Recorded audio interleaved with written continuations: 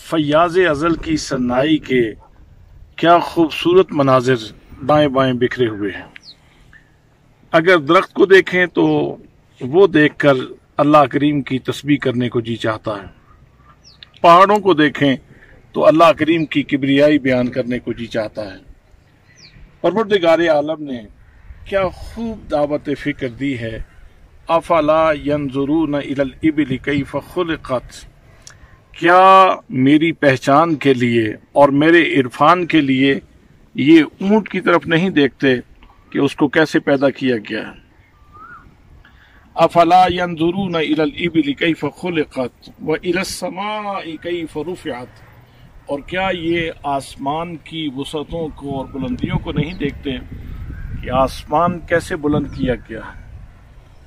व इलल जिबाल कैफ नुसिबत, और क्या ये पहाड़ों को कोहसारों को नहीं देखते कि ये कैसे नस्ब किए गए हैं।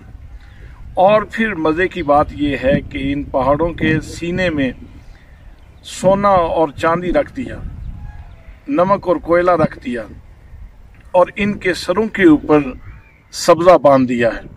क्या सन्नाए अज़ल और फैयाज़े कुदरत ने क्या फैयाजियों के अंबार लगा दिए हैं।